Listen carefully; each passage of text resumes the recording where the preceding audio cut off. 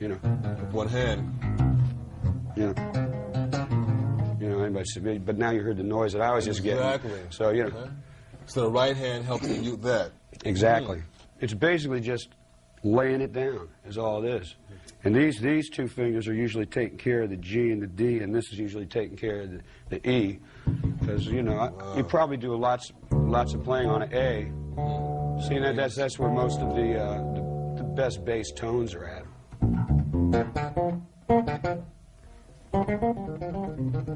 Right.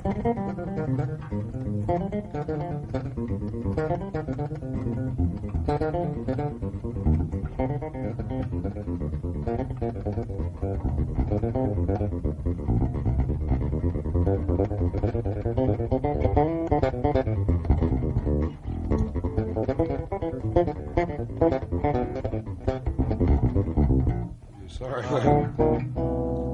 So also is a good thing, like this is not my normal bass. I got a precision bass neck on here deliberately to have to stretch my hands. Well, you know, because the jazz bass neck is thinner, which I usually play on stage. But you know, this is good. It's good to practice on something because, like, coming down, you saw me, and I was starting to like scuff up a little bit, man. But you know, it's good because it makes your fingers stretch.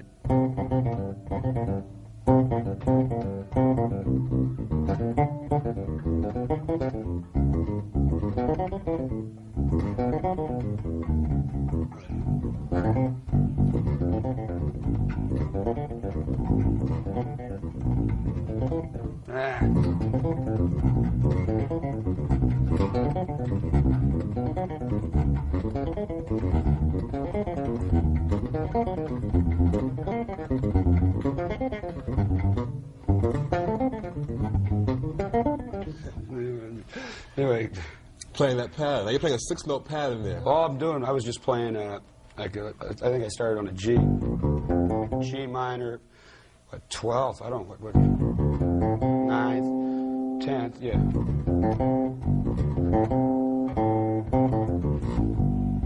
I mean, that's about as much as you can do to really stretch your hand. And then the other thing I was just coming down with, then I was going up, the next note's going up major. With a flat 5 then. Right. Then go back to the minor again. Just something to think. You just play a minor, major, minor, major. Well, they're not scales. Those are arpeggios, but it's just something like to think about the neck, where all the notes are. Getting back to what we talked about earlier, knowing where all the notes are on the neck. You know, like my father said to me once, he said, Jaco, look, I'm going to come back in a year. He was on the road, he says, and I want you to know where every note is on the neck. You know, if I say I want a C sharp on your G string, a high one, you better know where it is, you know. B97 FM. Year, I knew it. You know, because I know cats that can really play, and they don't even know where the notes are still. Yeah, you know. So your father's a musician also? Yeah, he's a drummer and a singer. All right. Terrific.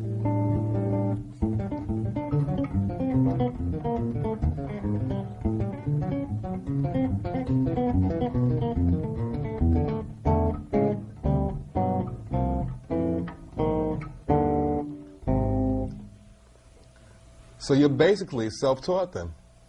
Formally self-taught. Formally self-taught. Thank you. What about rhythm? I noticed, like I mentioned before, you were playing a 6-note pattern, and I was able to tell between playing a 6-note pattern, a 5-note pattern, a 4-note pattern. Do you feel this is part of your fast development, having a good feeling and knowledge of rhythm? Well, rhythm is the whole deal, you know. Thank you. So, you know, like I always say, women in rhythm section first, you know. So, you know, just play with the drummer. That's the thing, you know. I feel that the bass player, not being prejudiced or nothing, I feel that we have the most important role in a band because we have the harmony and the rhythm, you know. And sometimes the melody. And the melody, too, but mainly the harmony and the rhythm we got, because whatever note we play on the bottom is going to change any chord up, you know. And rhythmically we're pushing, you know, or laying back, whatever. So you say play with the drummer. That's what I really look forward to doing. That's what I have the best time doing. How did you arrive at your distinctive sound? I would say probably just the years of playing, like being on gigs mainly. And lots of things that have to do with the sound, as opposed to not just the sound, is your choice of notes. There are, different choice of notes, let's say, that I use often. And people know, like, I wrote this tune on Barbary Coast, and I start off, like, he goes, edit, he goes, okay, so lots of times in my playing, I'll be going like, I'll just go. I mean, people might know that's me just because of the choice of notes as opposed to just the sound. There's certain figures that everybody plays. And the rhythm also in that, because that's a rhythmic figure there also. So choice of notes has a lot to do with it, too, because the choice of notes makes you pick different, makes you go for other things, What about harmonics? That's something that you pioneered. I mean, instruments have had harmonics on them forever, but you have, like, almost as if you went into a mine and, we've gotten gold out of something that wasn't there before. Well, when I was first playing in bands, a friend of mine, I saw him just tuning his guitar with harmonics, which everybody does, and so that's how I learned how to tune my bass. It's real tough to figure out, right? So I was just doing this. Sounded like music to me, so I just kept exploring it. That's all there was to it. I said, wow, that's the chord on Alfred Hitchcock, which it is when the cellos are in fourths, So I said, solid, it must mean something.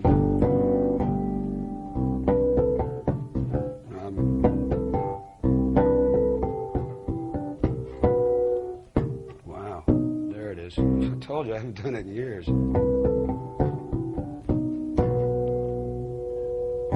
Does it make a difference which instrument you play? I mean, if you would play on this instrument, would it be the same thing? I can play it on any instrument. That's no problem. As a matter of fact, it's funny. Most people say, wow, it's because he plays a fretless, he gets such great harmonics. There's nothing to do with it. As a matter of fact, it's easier with a fretted bass because you could play more false harmonics in tune without thinking.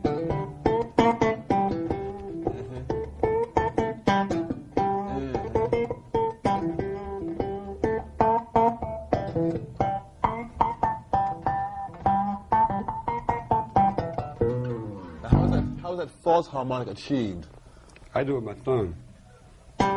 It's the same thing as open string, see? In other words, okay, so if you play any note, all you have to do is make as if you're playing an open string. I mean, that's how I thought to start doing that with the false harmonic. So let's say if I'm playing an A, you just separate it in half. There it is, perfectly.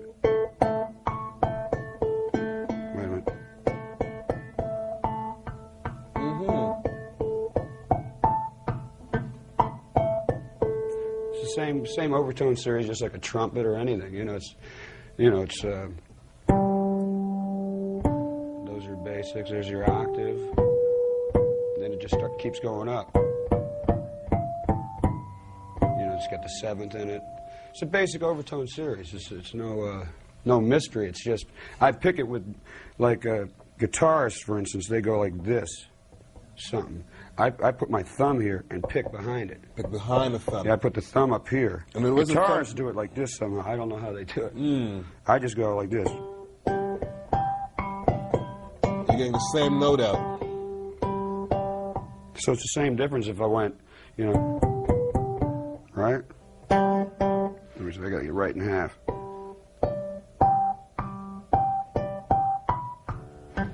See what I'm saying? So the thumb becomes the open string? Is that what happens? The thumb? No, this becomes your left hand. The left hand becomes the open string? This becomes what this finger would be over here. Your thumb is doing... The thumb takes the place of the left hand finger. Yeah, and then you just happen to be picking right behind it, like... So then... So, like, you change the note. What I used to do is...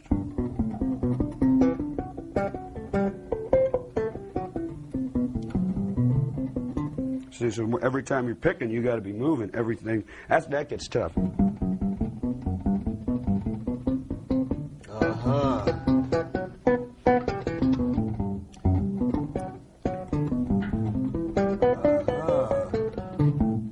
See what I'm saying? You have to make sure that you're picking. That's the hardest thing. You got to be moving.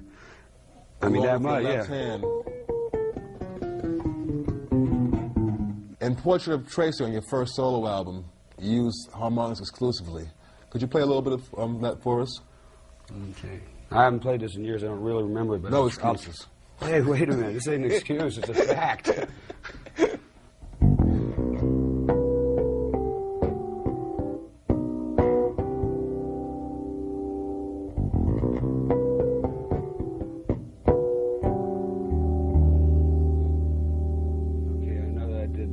forget.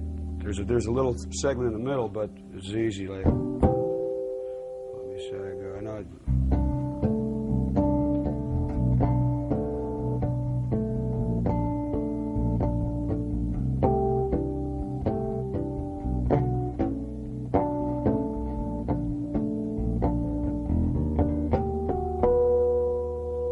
Remember that. I'm not gonna do. Right.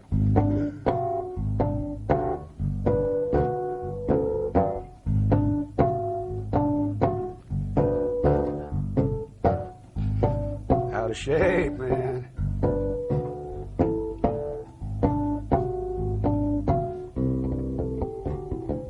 I forget what I do then. Something.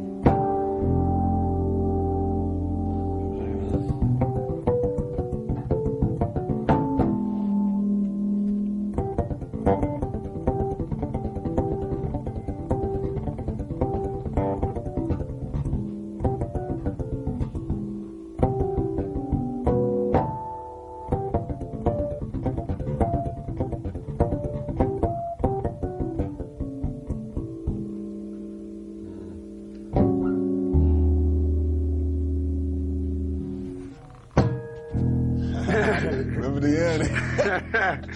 The beginning Everybody and the thought end. that was overdone. That's for real, man.